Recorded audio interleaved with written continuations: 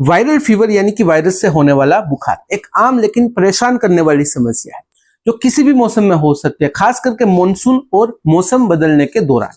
यह शरीर के इम्यून सिस्टम की वायरस के खिलाफ एक प्रतिक्रिया होती है। अधिकतर मामलों में यह स्वतः यानी कि अपने आप ठीक हो जाता है, लेकिन इसके लक्षण थोड़े थकाने वाले हो सकते हैं।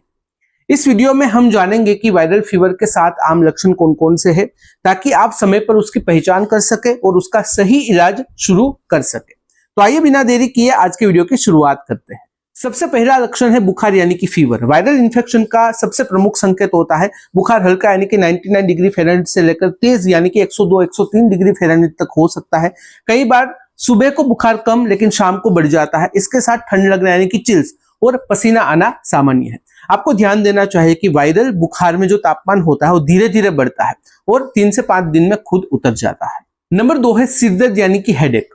बुखार के साथ साथ अक्सर सिर भारी रहना या लगातार दर्द बना रहना सामान्य लक्षण कहलाता है। कभी कभी यह माथे पर केंद्रित होता है या फिर पूरे सिर में थकान जैसा दर्द होता है। यह शरीर में जो वायरल टॉक्सिन्स होते हैं उसके जमा होने के कारण होता है। नंबर 3 है शरीर में दर्द और थकान यानी कि बॉडी एक एंड फैटिग।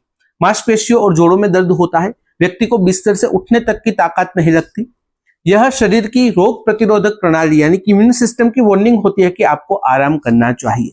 ये लक्षण सामान्यतः 3 से 7 दिन तक बना रह सकता है। नंबर 4 है गले में खराश या सूजन यानी कि सोर थ्रोट। वायरल फीवर अक्सर श्वसन तंत्र पर असर करता है। गले में जलन होना, सूखापन या फिर बोलने में तकलीफ हो सकती है। कभी कभी हल्की खांसी या फिर बलगम के साथ भी खांसी हो सकती है। नंबर 5 है नाक बहना या बंद होना यानी कि रनी और ब्लॉक्ड नोज।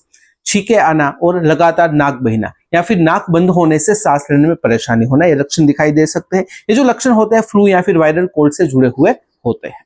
नंबर 6 है भूख कम लगना और मितली यानी कि loss of appetite and nausea. Viral fever के दौरान पाचन तंत्र थोड़ा धीमा हो जाता है। खाना देखने या फिर सूंघने से उल्टी जैसा महसूस हो सकता है। स्वाद भी बदल सकता है, फिर कड़वा महसूस होता है। ये लक्षण शरीर के संक्रमण से लड़ने के कारण होता है। नंबर 7 है हल्की सूखी खांसी या फिर बलगम वाली खांसी जिसे हम कफ कहते हैं। वायरल फीवर में 2 तरह की खांसी हो सकती है। एक सूखी खांसी जिसे हम कहते हैं ड्राई कफ, एक होती है बलगम वाली खांसी जिसे हम कहते हैं वेट कफ। यदि खांसी 1 हफ्ते से ज्यादा बनी रहे या खून आए तो तुरंत डॉक्टर से मिलना काफी जरूरी हो जाता है। ये 7 सामान्य लक्षण के अलावा अगर अतिरिक्त लक्षण की बात करें, हालांकि सबको नहीं दिखाई देते, लेकिन फिर भी आंखों में जलन या फिर लालिमा, हल्का डायरिया या फिर पेट दर्द, कम कपी यानी कि शिवरिंग, हल्का चक्कर आना या फिर कमजोरी, इस प्रकार के सिम्टम्स दिखाई दे सकते हैं। हालांकि सबको नहीं दिखाई देते, लेकिन कुछ कुछ लोगों को यह दिखाई दे सकते हैं। अब यहाँ पर सवाल आता है कि डॉक्टर से कब बात करनी चाहिए। नंबर 1 बुखार 3 दिन से ज्यादा बना रहे। नंबर 2 तापमान 103 डिग्री फ़ारेनहाइट से ज्यादा हो जाए। नंबर 3 सांस लेने में कठिनाई हो। नंबर 4 गंभीर सिरदर्द या फिर चक्कर की परेशानी हो। नंबर 5 बच्चों और बुजुर्गों में कमजोरी ज्यादा हो। तो ऐसे मामलों में डॉक्टर से बात करनी काफी जरूरी हो जाती है। अगर बात करें निष्कर्ष यानी कि कंक्लूजन की, तो वायरल फीवर एक सामान्य बीमारी है, लेकिन इसे हल्के में लेना ठीक नहीं है। इसके शुरुआती लक्षण पहचानना जरूरी है ताकि समय पर आराम, हाइड्रेशन और सही इलाज मिल सके।